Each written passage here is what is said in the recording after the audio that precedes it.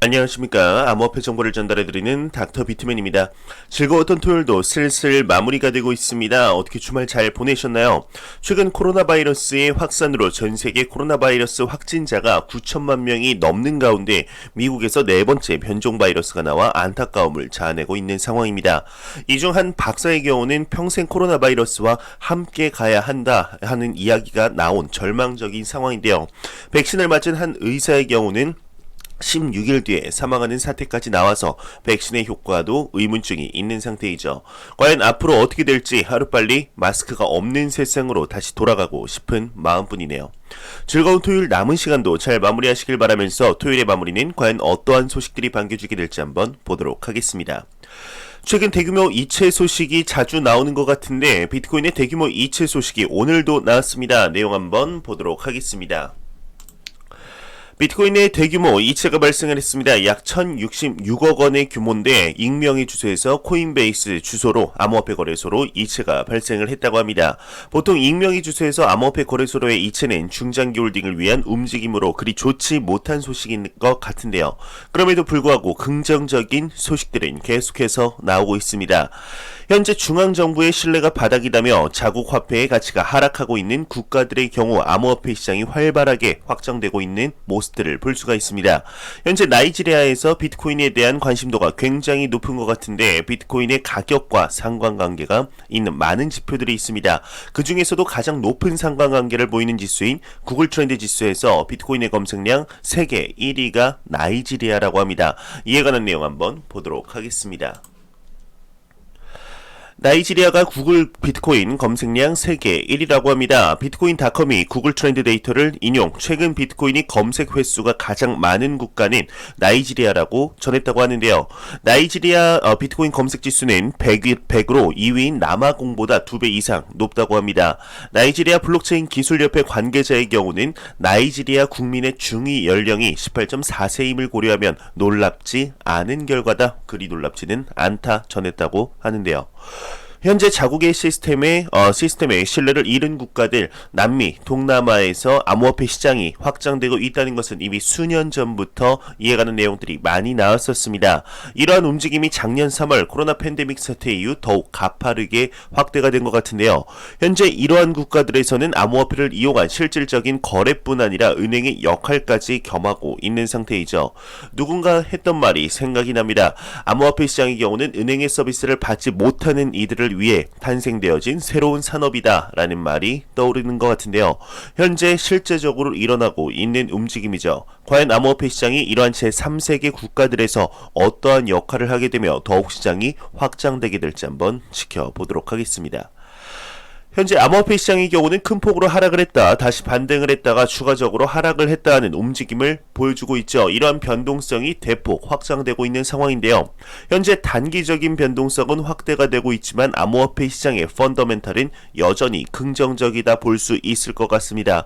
이러한 변동성이 확대가 되는 상황 속 기관 투자자들의 투자 러시는 끊이지 않고 있는 것 같은데 암호화폐 시장의 기관들의 투자 통로로 불리우는 그레이스케일의 GBTC의 경우는 보유량이 더욱 증가를 했다고 합니다. 내용 한번 보도록 하겠습니다.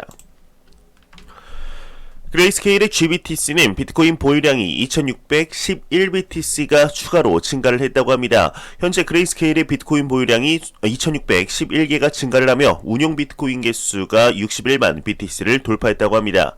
변동성의 확대로 개인 투자자들의 경우는 투자를 머뭇거리는 상황이지만 기관 투자자 및 고액 자산가들의 경우는 계속해서 투자를 하고 있는 것이죠.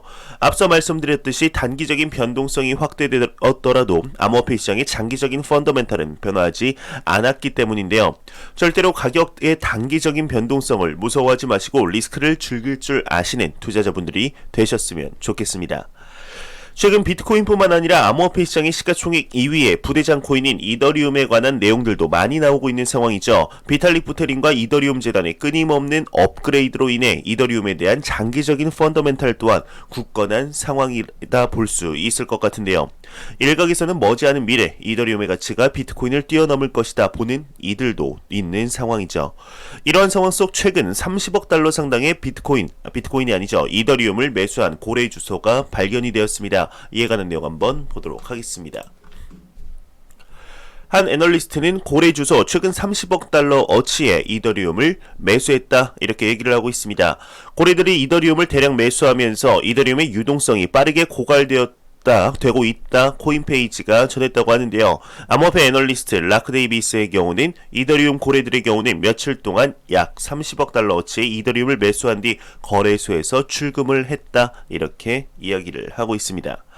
현재 암호화폐 시장에서는 수많은 코인들이 있습니다. 그중 가장 대표적인 것이 비트코인과 이더리움이죠. 비트코인은 암호화폐 시장을 대표하는 상징적인 코인일 뿐 아니라 강력한 해지 수단으로서 자리를 잡아가고 있습니다.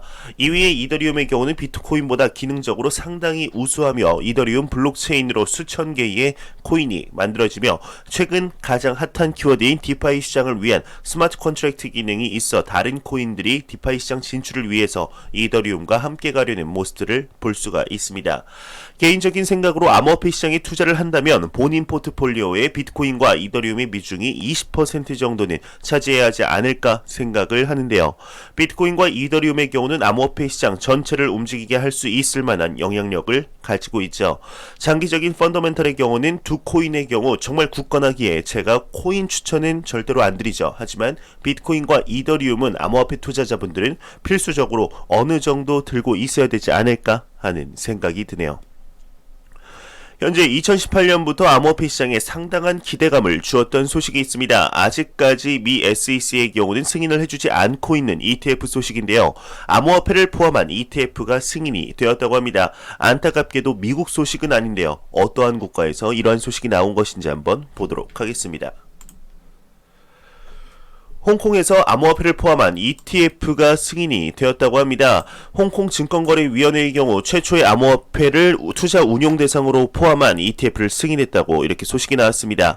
내용에 따르면 펀드 운용회사는 2015년 설립한 이보파이낸셜로 당초에는 사무 운용 기간을 마련해 총 1억 달러를 조달할 예정이라고 하는데요. 펀드가 상장해 ETF로서 매매할 수 있게 된다면 투자가의 경우 간편하게 투자를 할 수 있게 된다 이렇게 얘기를 하고 있습니다. 펀드 규정에 따르면 암호화폐로 자금을 운용하는 비율은 약 10%이며 어느 암호화폐 종목에 투자할 것인지 또는 상장할 시기에 관해 현 시점에서는 밝히지 않고 있다고 합니다. 홍콩에서 암호화폐를 포함한 ETF가 승인이 되었다는 소식이었습니다. 이로써 전 세계의 암호화폐 ETF는 2개가 되었죠. 2020년 브라질에서 비트코인 ETF가 승인이 되었는데 이번에 홍콩까지 2개가 되었습니다. 하지만 아쉽게도 가격에 크나큰 영향이 없죠. 많은 분들이 기대하고 있는 ETF 소식 승인의 경우는 금융의 중심이라고 불리우는 미 SEC에서 승인할 때 비로소 많은 분들이 기대할 만큼 가격 상승이 동반되지 않을까 생각이 듭니다. 2021년 들어서 이제 미 SEC에게 이미 비트코인 ETF 승인을 거절당한 제미니 거래소의 윙클보스의 형제와 월샷 피닉스의 경우는 다시금 비트코인 ETF를 준비 중이라고 하죠. 과거 금의 경우도 ETF 승인 후 많은 가치의 상승이 있었기에 비트코인 또한 기대감이 있는 상태인데요. 미 SEC의 클레이튼 위원장이 내려온 뒤 바이든 정부 출범 시 SEC 위원장으로 강력하게 지명이 되고 있는 후보가 비트코인 ETF에 대해서 긍정적으로 보는 인물이라 승인에 대한 기대감이 한층 더 높아지고 있는 상황인 것 같습니다. 과연 2021년 안에 모두가 염원하고 있는 비트코인 ETF가 승인이 되게 될지 한번 지켜보도록 하겠습니다. 매일같이 나오는 리플 XRP에 관한 소식이 오늘도 또 하나 나왔습니다. 현재 암호화폐 시장의 가장 핫한 키워드인 미 SEC와 리플사의 소송건으로 현재 골머리를 앓고 있는 투자자분들이 많으실 텐데요. 이러한 상황 속 리플사가 천천히 준비를 하고 있었던 것일까요? 리플사를 지키기 위한 어벤져스를 구성을 했다고 합니다. 어떠한 내용인지 한번 보도록 하겠습니다. 리플사는 SEC의 소송에 맞서기 위해 21명의 변호사를 선임했다고 합니다. 21명의 변호사들의 경우는 미 SEC의 소송에 맞서 싸울 준비를 하고 있다고 하는데요. 소송 관련 법정 문건에 따르면 4명의 변호사가 회사의 CEO인 프레드 갈링하우스, 4명은 공동 창업자인 크리스 라센, 13명은 리플사를 위해 선임을 했다고 합니다. 참 기대가 되는 대목이죠. 1명도 아니고 5명도 아니고 10명도 아닌 무려 21명의 변호사를 선임했다고 합니다. 저는 이런 광경을 처음 보는 것 같습니다. 혹시 여러분들은 어느 기업에서 변호사를 21명 선임했다는 것을 들어본 적이 있으신가요? 헤드라인을 보자마자 개인적으로 마치 리플사와 XRP의 투자자들을 지키기 위한 히어로 군단 같은 느낌을 받았는데요. 과연 2월 22일 예정된 첫 심리가 어떻게 진행이 되게 될지 기대가 되는 것 같습니다. 긍정적으로 마무리되어 XRP에 관해서 안 좋은 이야기들만 좀 계속 나오고 있는 상황 속 XRP의 투자자들의 시름을 한시름 놓아주었으면 좋겠네요. 이러한 인고 끝에 머지않은 미래 달콤한 열매가 찾아오게 되지 않을까 생각이 듭니다.